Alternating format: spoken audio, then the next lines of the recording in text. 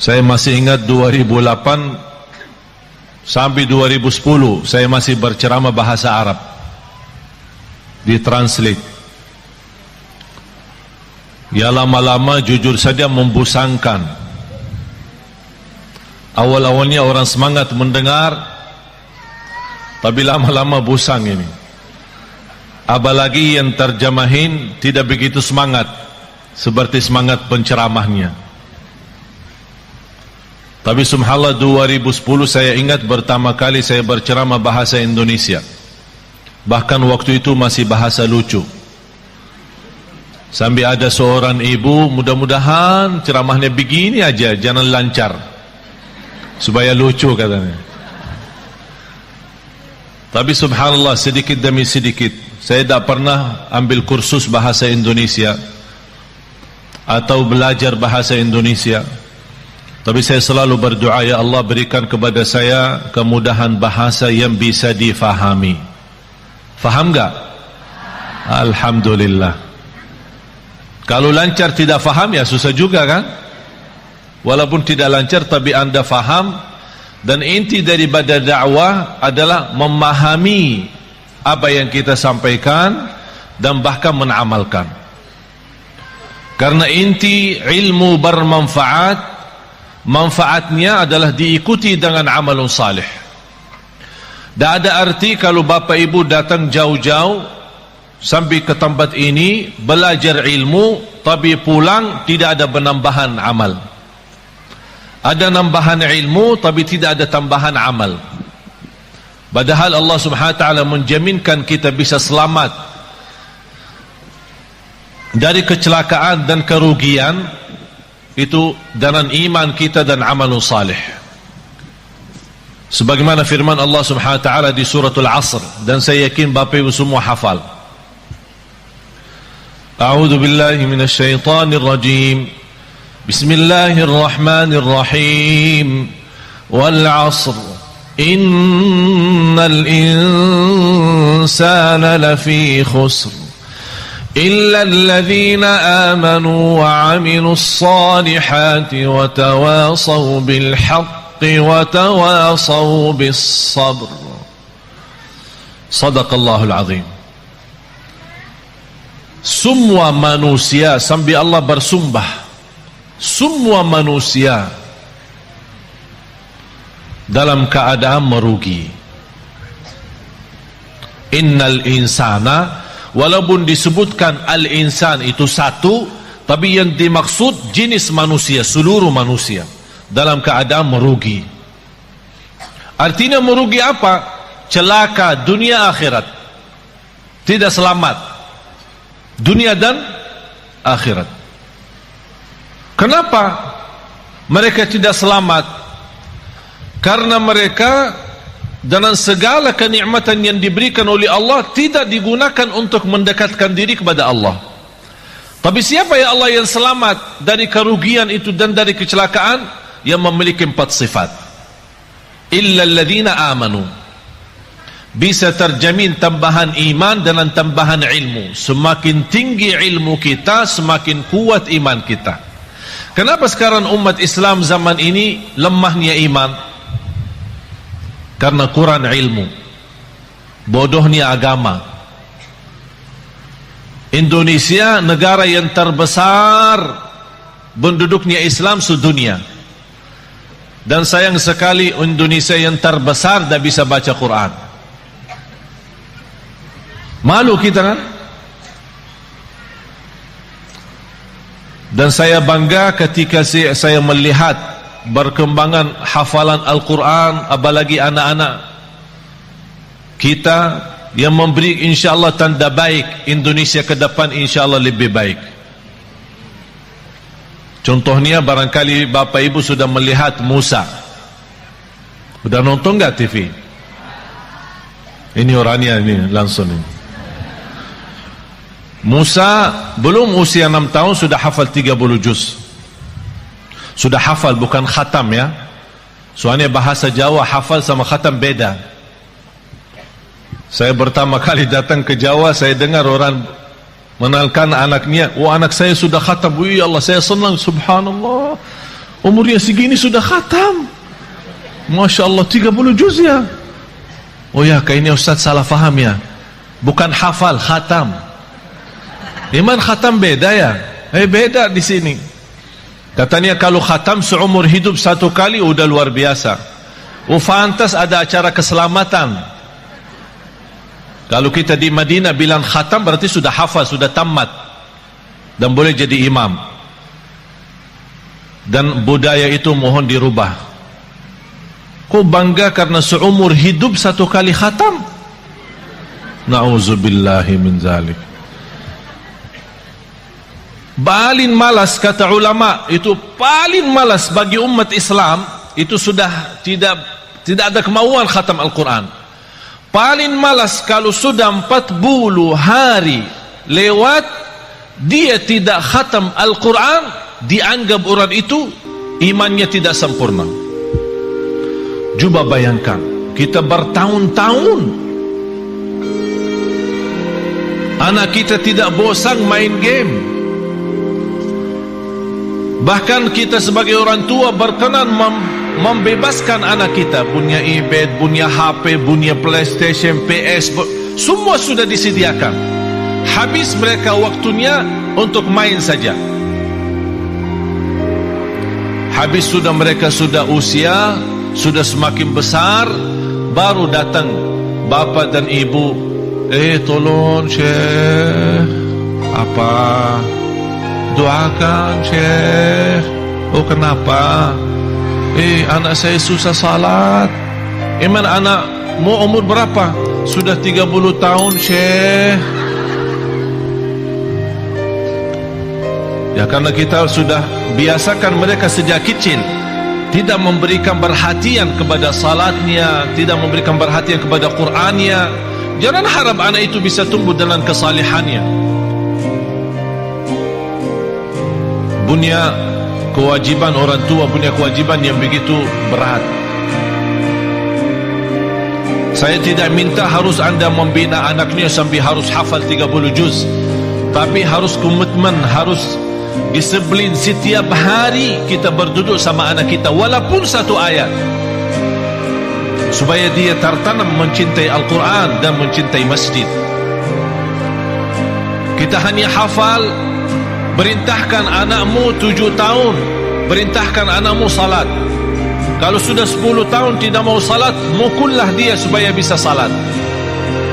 Semestinya sebelum kita perintahkan, ini perintah kalau sudah 7 tahun. Maksudnya Rasul apa? Sebelum memerintahkan, biasakan dia dulu supaya terbiasa. Artinya apa? Sejak dia kecil, masih di bawah 7 tahun, kita boleh membiasakan dia untuk bisa salat, untuk bisa membaca Al-Quran. Sampai kalau sudah 7 tahun, kita tidak punya, sebelumnya tidak punya kewajiban untuk memaksa atau memerintahkan. Tapi kalau sudah 7 tahun, baru mulai tugas baru adalah memerintahkan. Tapi supaya perintah itu bisa diterima dengan baik dan senang, kalau sebelumnya sudah membiasakan dia cinta Al-Quran dan cinta masjid, baru akan ringan menerima perintah dari orang tua. Anak salat, ya salat. Sekarang apa yang kita lihat? Apalagi kalau kita perhatiin masjid-masjid, yang paling ramai di masjid itu sudah bapak-bapak, sudah tua, mengharapkan husnul khatimah. Langkah-langkahnya aja susah berjalan, pelan-pelan aja ke masjid. Ditanya, Pak, anaknya mana? Oh, dia di rumah lagi tidur. Tapi coba bayangkan kalau jam sekolah, Pak, anaknya di mana? Oh, lagi sekolah. Karena kita membiasakan kalau bangunin dia subuh, ketika salat subuh tidak begitu kita menaturkan dan komitmen supaya dia bisa menjaga salat subuh, apalagi di masjid. Ayo nak, bangun nak, sudah azan nak. Ya ini kedinginan, nantuk. Oh nantuk ya, ya udahlah. Malah ditutupin selimutnya lagi. Pas jam sekolah jam 7, bangunin lagi. Ayo nak, bangun. Masih nantuk. Bangun sekolah. marah sekali. Upah sekolahnya marah. Kalau benar-benar kita cinta dan sayang anak kita, ingat firman Allah Subhanahu wa taala, ya ayyuhalladzina amanu qu anfusakum wa ahlikum nara. Kita sebagai orang tua punya kewajiban berjuang untuk menyelamatkan anak kita dari neraka jahanam. Bukan sekolah yang bagus. Apa artinya sekolah tinggi, kuliah yang terbagus, bahkan bisa keluar negeri, tapi na'udzubillah di akhirat masuk neraka? Apa itu berjuangan? Illa alladzina amanu, mendasarkan iman. Dan semakin ilmu kita baik, semakin banyak mengenal Allah, semakin banyak mendalami Asmaul Husna, semakin banyak memahami Asmaul Husna, semakin tahu keagungan Allah Subhanahu wa taala, kita semakin mendekatkan diri kepada Allah dan semakin nikmat. Karena posisi iman naik turun. Bagaimana supaya naik terus? Ilmu yang bermanfaat. Pertama, ilmu yang sangat dianjurkan adalah ma'rifatullah. Kita lebih mengenal Allah Subhanahu wa taala. Habis iman, amalun salih.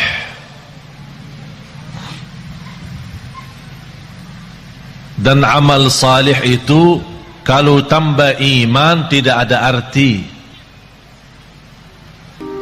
Bapak Ibu, amalun salih tambah iman tidak ada arti. Ada enggak orang kafir dermawan? Ada. Terus masuk surga? Kenapa? Dia baik, dermawan, suka bantu yatim, padahal dia non muslim. Bantu yatim, bahkan bisa salurkan uang bangun masjid. Tapi amalan itu tidak ada arti amal salih dan kebaikan karena tambah iman, tidak ada iman. Tapi karena Allah adil, tidak ada balasan baginya di akhirat, tapi tetap karena adilnya Allah, Allah balas kebaikannya di dunia. Biarpun dia orang kafir, dia berbuat baik, Allah balas kebaikannya. Sehat, sukses usahanya, lancar. Dan adil Allah SWT.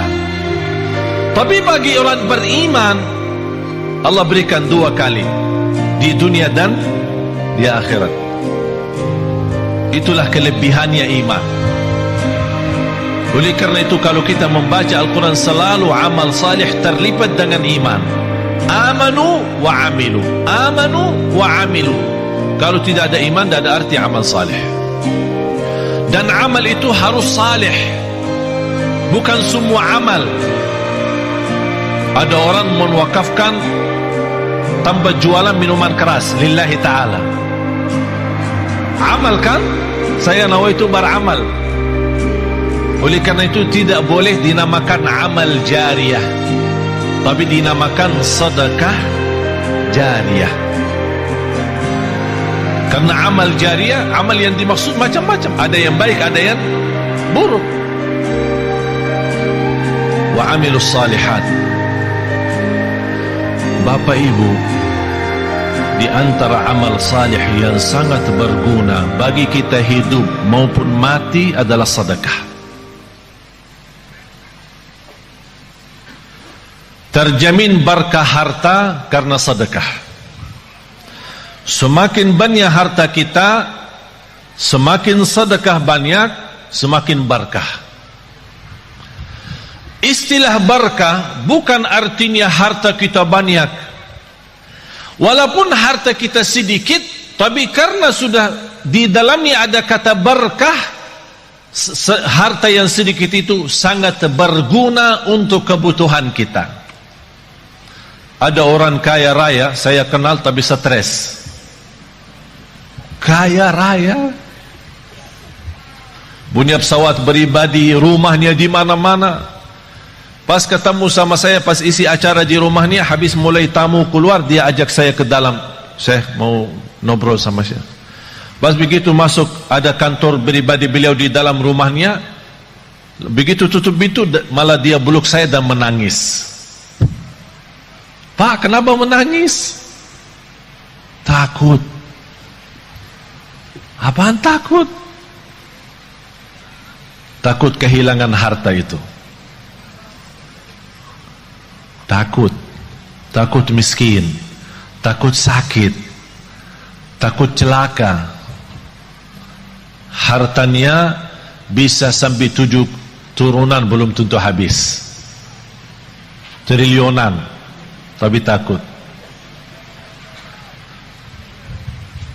Oleh karena itu Bapak Ibu, hidup sederhana apa adanya jauh lebih nikmat daripada berlebih-lebihan.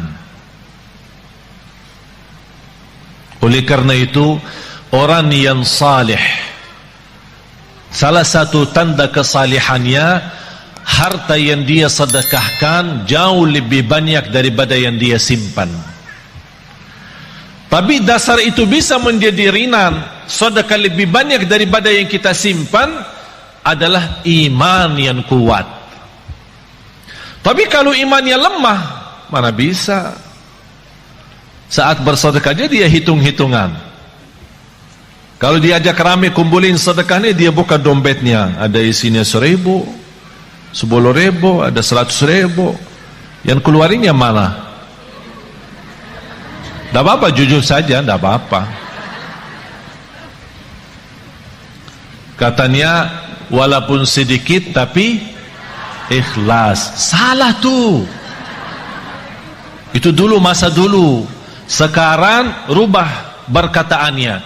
Lebih baik banyak tapi ikhlas daripada sedikit tidak ikhlas. Harus banyak. Bapak Ibu, saya ceritakan sesuatu, tapi bukan, insya Allah bukan riak. Seumur hidup saya sampai titik ini, saya tidak pernah zakat mal. Heran ya, kok bingung Ustaz tidak zakat sih? Kita diajurkan suruh zakat, kok Ustaz tidak zakat? Seumur hidup sampai titik ini saya tidak pernah mengeluarkan zakat setiap tahun. Kenapa? Karena saya tidak suka simpan duit. Kalau tidak ada duit, bagaimana ada zakat? Ada zakat kalau ada nisab kan? Ada nisab, ada haul. Kalau tidak ada nisabnya, mana boleh zakat? Dan aku heran terhadap seorang yang Allah berikan kelebihan rezeki, tapi saat dia berzakat dan sedekah itu sepertinya merasa takut kembali miskin. Wallahi, hidup miskin di dunia lebih baik daripada hidup miskin di akhirat. Kenapa? Karena hidup miskin di dunia seberapa lama pun tetap namanya sebentar. Tapi kalau di akhirat, kaya selama-lamanya atau miskin selama-lamanya, tidak ada batas. Oleh karena itu bahagia seorang yang saat dia bersedekah, dia sudah ingat, saya lagi isi tabungan akhirat saya, supaya nanti kalau saya hadap Allah hari kiamat, rekening akhirat saya masih banyak. Subhanallah, luar biasa. Oleh karena itu sedekah termasuk salah satu amalan yang sangat berguna bagi orang yang hidup maupun mati. Sampai ada sahabat, ya Rasulullah, ibu saya meninggal, apa yang harus saya bisa berikan kepada ibu yang berguna, padahal ibu saya sudah meninggal? Kata Rasulullah, bersedekah. Bahkan Bapak Ibu tolong simpan surah Al-Munafiqun, surah 63 ayat 10. Surah 63, tolong simpan ya, ingat ya, jangan lupa. Surah 63 ayat 10. Allah jelaskan di ayat itu apa keinginan orang yang sudah mati. Apa keinginan orang yang sudah mati, sudah masuk kubur, sudah lihat munkar nakir, sudah dibertanyakan Rabbuka, Madinuka, Man Nabiyuka, dan sudah melihat gelapnya kubur, sudah melihat sempitnya kubur, tidak ada siapa-siapa yang membantu, hanya satu dia mohon kepada Allah. وَأَنْفِقُوا مِمَّا رَزَقْنَاكُمْ مِنْ قَبْلِ أَنْ يَأْتِيَ أَحَدَكُمُ الْمَوْتُ فيقول رب لولا أخرتني إلى أجل قريب فأصدق وأكن من الصالحين. Ketika manusia menghadapi kematian dan bisa menyebutkan keinginannya dan cita-citanya, ya Allah, tundalah kematianku. Ya Allah, kembalikanlah aku dari kubur supaya aku bisa bersedekah kembali. Bukan bisa salat malam, bukan bisa baca Quran, bukan bisa puasa Isnin Kamis, bukan bisa berbakti baik sama orang tua, bukan supaya saya bisa haji umrah, bukan saya bisa nikmati Ramadan. Semua itu baik, tapi satu yang dia sebutkan, supaya saya bisa bersedekah kembali. Kenapa? Ulama menjelaskan, kenapa orang yang menghadapi kematian dan masuk kubur ingin kembali ke dunia untuk hanya bisa bersedekah lagi?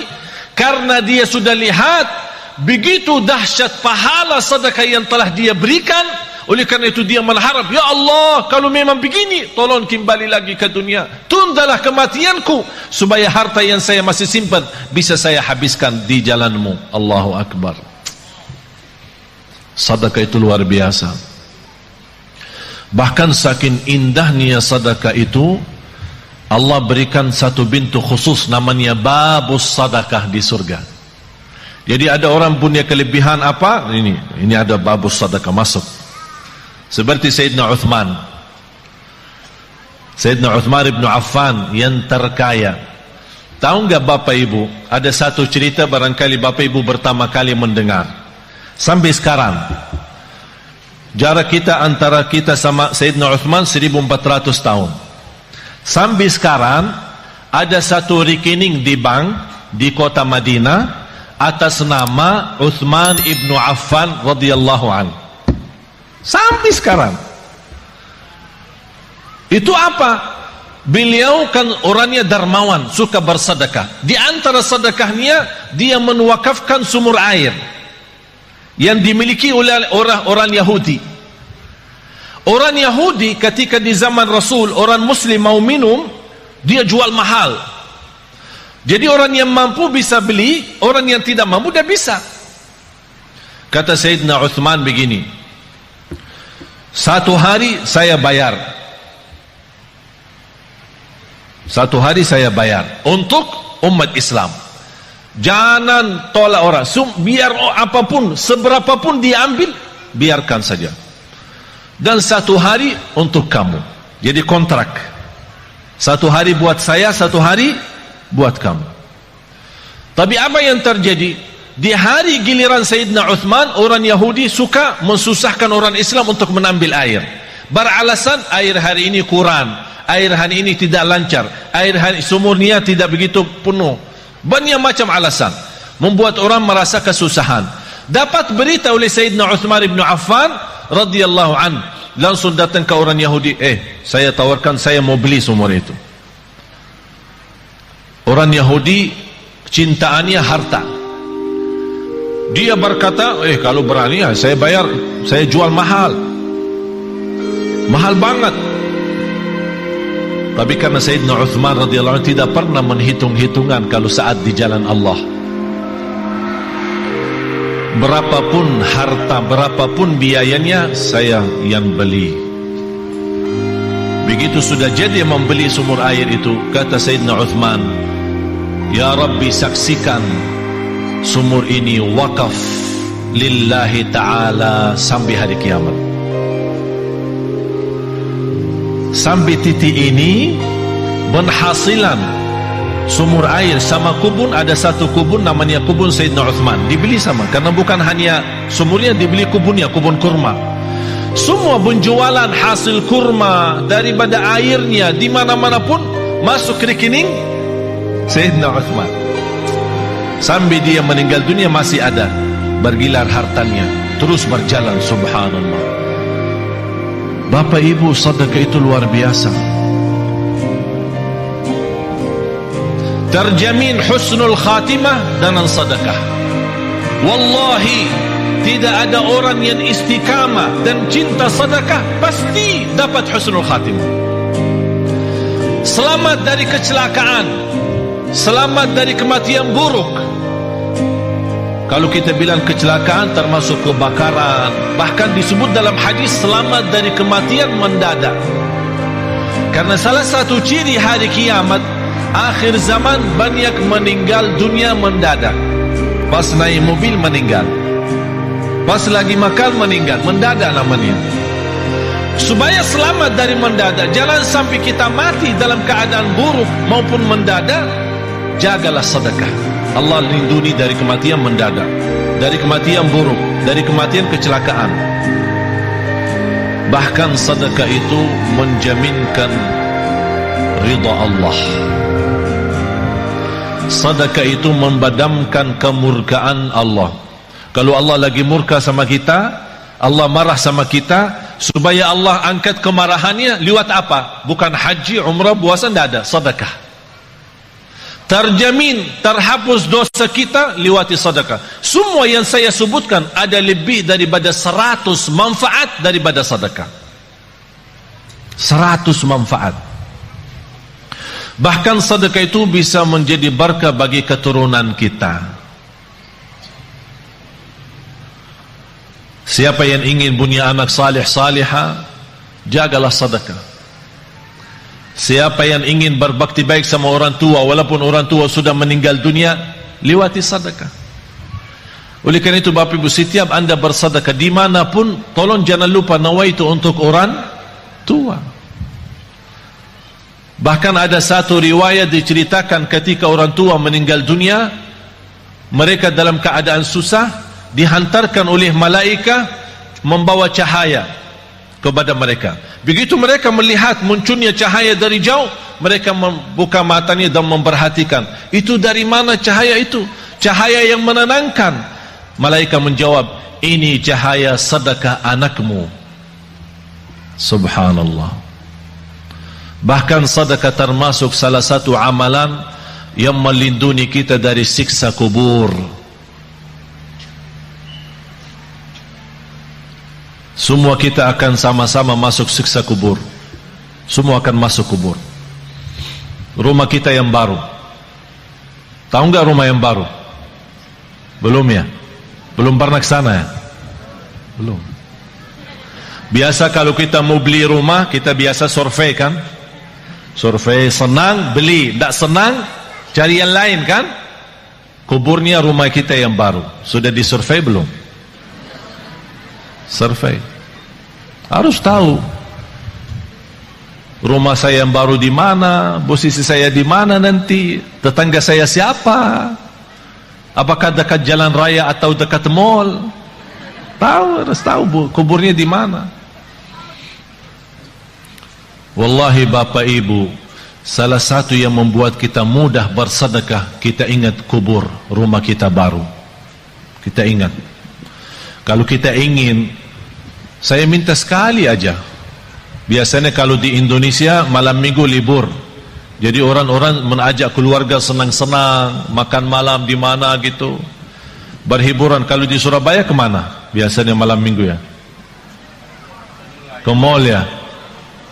Ya udah sekali-kali malam minggu di kubur, ajak dong. Apalagi kubur di Indonesia sudah gelap, gelap alami ya, bukan masuk ke dalam. Di luar aja sudah gelap. Jadi enak, suasana enak. Duduk aja, tidak usah panjang lebar, duduk aja. Duduk. Apalagi kalau di samping kubur lagi terbuka, wow, luar biasa tuh. Biar bisa pandangannya enak. Subhanallah. Masa ini rumah saya ukurannya berapa sih? Ya boleh sekarang ketawa, boleh ketawa, tapi Allah saja yang maha tahu bagaimana keadaan kita nanti di dunia kubur. Oleh karena itu jamaah sekalian, wallahi hidup ini serius. Hidup ini sangat serius. Sudah habis waktunya bercanda, habis waktunya berketawa, habis waktunya untuk dunia saja. Dan banyak ciri-ciri, semakin banyak ciri hari kiamat, itu memberikan tanda hari kiamat semakin dekat. Bahkan yang lebih dekat adalah kematian. Tidak ada yang bisa jamin berapa sisa umur kita. Sekarang kalau saya bertanya, yakin hidup atau yakin mati? Bukan yakin hidup. Yakin mati daripada yakin hidup. Kenapa? Karena tidak ada yang bisa jamin hidup sampai besok. Tapi bagi orang yang bersedekah, kapanpun dijemput kematian, dia siap. Dan saya minta bukan sedekah yang biasa-biasa, tapi sedekah yang luar biasa. Jangan kita sedekah biasa, tapi minta ya Allah berikan rezeki yang luar biasa. Harus kita juga adil.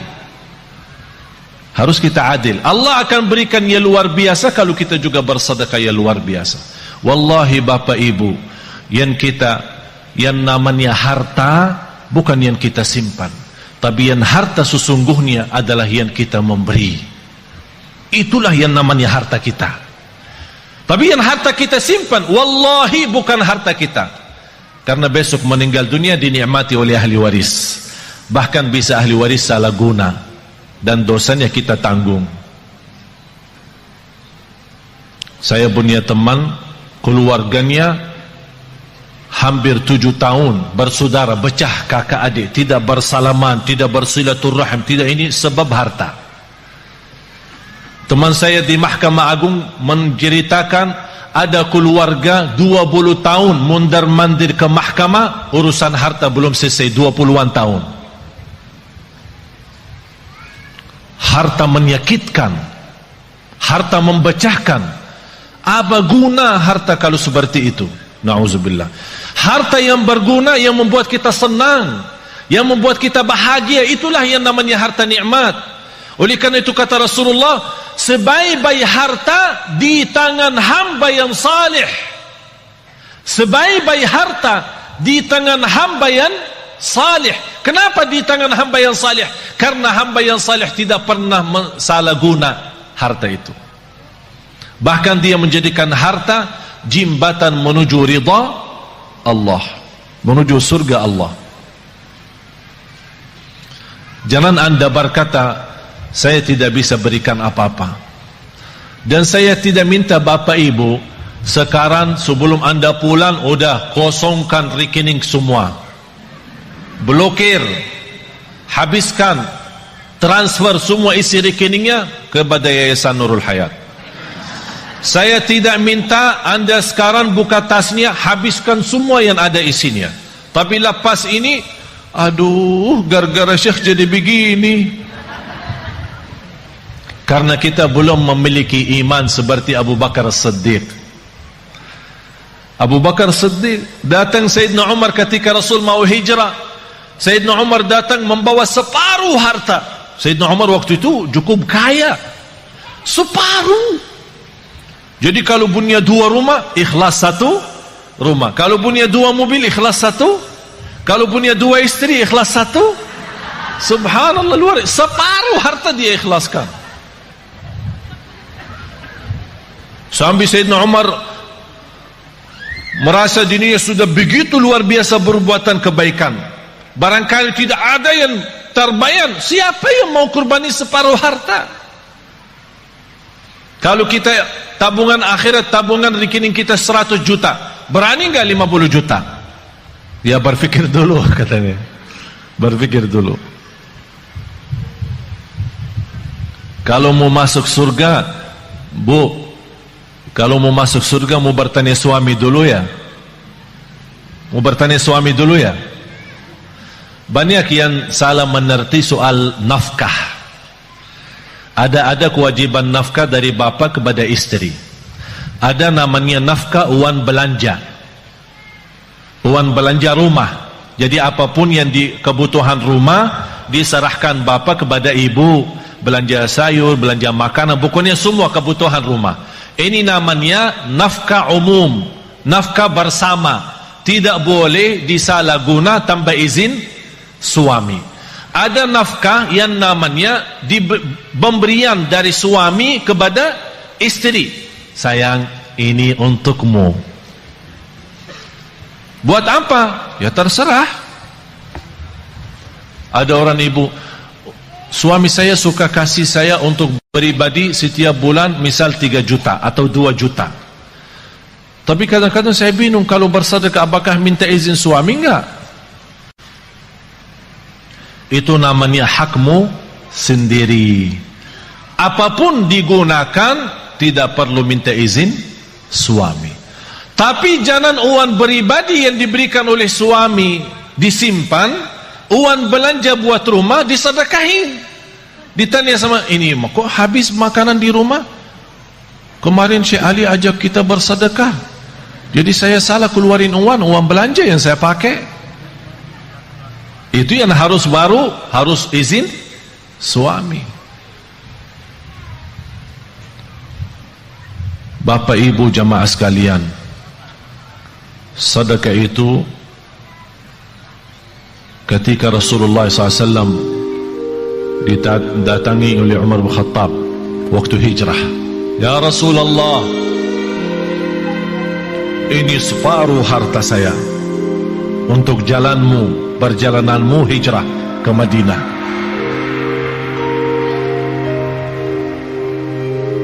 Rasulullah bertanya, apa yang kamu sisakan untuk keluargamu? Alhamdulillah masih tersisa separuh. Datang Sayyidina Abu Bakar, dilihat sama Sayyidina Umar, berapa sih mau diberi sama Abu Bakar? Aku aja sudah separuh. Tidak terbayang apa yang akan diberi oleh Sayyidina Abu Bakar. Ya Rasulullah, ini hartaku. Apaan ini? Ini hartaku semuanya. Apa yang kamu tinggalkan untuk keluargamu? Allah. Saya tinggalkan Allah. Sayyidina Umar berkata, saya tidak akan berani lagi lawan Sayyidina Abu Bakar. Tak bisa lagi. Dimana Sayyidina Abu Bakar istimewa sendiri. Tapi bapak ibu jangan coba-coba ya. Datang ke Yayasan Nurul Hayat, ini harta saya semua, terus buat keluarga saya tinggalin Allah. Gila loh. Dianggap gila. Tak wajar. Tapi yang saya minta bapak ibu, boleh anda bersedekah, tapi tolong sekali-kali kita tunjukkan sedekah yang terbaik. Segala sesuatu kalau berlebihan, ujung-ujungnya tidak baik. Selain sedekah, walaupun berlebihan, tak ada rugi. Wallahi terjamin barakah, rizkinya terjamin lancar, bahkan membuat hati kita tenang, karena kita hidup apa adanya.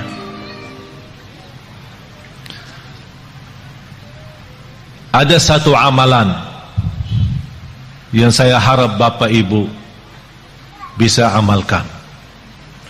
Dan sebenarnya saya selama di Indonesia, saya melihat gerakan zakat di Indonesia cukup luar biasa.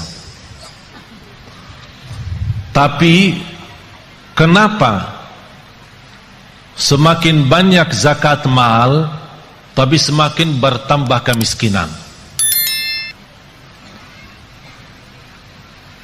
Padahal kalau kita lihat susunan rukun Islam, mulai syahadat, salat, zakat, puasa dan haji, terletak zakat di situ sebagai salah satu rukun Islam karena ujungnya untuk meningkatkan ekonomi umat. Tapi karena kita salah gunakan zakat, salah membagi zakat, menjadi akhirnya yang menerima zakat tetap menjadi tukang minta. Seperti beberapa waktu lalu di bulan puasa terjadi di Surabaya, membagi zakat 5.000. Sampai di kampung itu gesa-gesa orang, ada yang terinjak, ada yang terluka karena katanya zakat beroran 5.000. Ada di satu daerah 20.000. Ini bukan namanya zakat, dan bukan begitu ajaran Islam untuk menjalankan zakat. Saya pernah diajak sama orang kaya kepada salah satu pesantren. Dia bawa uang banyak. Bayanan saya, dia musarahkan kepada pesantren untuk kebinaan. Pas begitu sampai di sana, dia minta anak-anak santri dikumpulkan. Semuanya antri satu persatu, dan dia kasih mereka 50 beroran. Habis itu dia minta sama, ya Syekh tolong ikut bantu bagi. Tidak mau saya bagi, karena bapak itu salah menjalankan zakat seperti ini. Zakat itu lebih baik kita membina seorang, 2 orang, 3 orang, tapi bina total sejak dia kecil sampai besar. Dia anak yatim sampai dia tamat sekolah, bahkan kuliah, sampai dia bisa mandiri sendiri. Itulah namanya zakat yang bisa membuat orang lain bisa hidup mandiri, bahkan besok dia bisa memberi zakat daripada menerima zakat lagi. Kalau kita kenal keluarga miskin, kita bisa memberikan modal bisnis dengan kontrol. Kita buat program dan kita tetap kontrol mereka supaya tidak salah guna modal itu. Insya Allah yang pertama menerima modal dari zakat, besok dia sukses dan maju usahanya, dia akan memberikan zakat. Sampai datang satu waktu seperti Sayyidina Umar ibn Abdul Aziz, orang bawa zakat, wahai Amirul Mukminin, kami punya uang zakat tapi tak ada yang terima. Ternyata karena semua penduduk di zaman Umar bin Abdul Aziz adalah memberi zakat, tak ada yang menerima lagi. Kenapa? Karena zakat saat itu betul-betul untuk membina, bukan hanya sebatas bagi. Oleh karena itu saya harap termasuk Yayasan Nurul Hayat, tolong difikirkan bagaimana cara orang-orang yang kita lihat dia baik, salih, salihah, tapi dibutuhkan pimpinan, dibina mereka supaya mereka bisa berusaha sendiri, berbisnis sendiri, apapun yang mereka mampu, apa itu dalam jahitannya, apakah itu dalam masakan makanan, apa itu, apa saja kemampuan mereka, kita bisa support mereka dengan modal zakat. Nanti dari situ awal-awalnya bisa 1 tahun 2 tahun dia tetap menerima, tapi besoknya insya Allah terjamin dia akan memberi. Akhirnya lama-lama semakin sedikit berkurang menerima, semakin banyak bertambah memberi. Akhirnya di situ tambah kekayaan umat dan terlihat ekonomi umat Islam semakin membaik. Itulah inti daripada zakat. Oleh karena itu jamaah sekalian, kalau anda punya uang untuk zakat, jangan dipecahkan. Misal zakat mal 5 juta, jangan kasih anak yatim 50. Bina 1 anak yatim, bina 2 anak yatim, dan dibantu insyaAllah sama Yayasan Nurul Hayat. Kira-kira dibutuhkan pembiayaan bertahun, sekolahannya, kesehatannya, pakaiannya, semua segala, belajarannya, pendidikannya. Apa yang dibutuhkan seorang anak di usia gini sampai 1 tahun, dihitungkan kira-kira biayanya berapa. Alhamdulillah terhitung kira-kira dalam 1 tahun 3 juta. Berarti uang zakat kita 6 juta bisa membina 2 orang.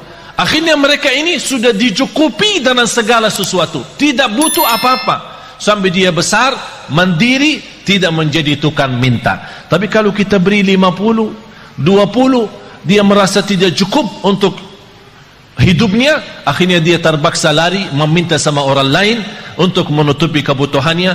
Itulah tersebar anak-anak kita selalu menjadi tukang minta, bukan menjadi berguna bagi negeri ini.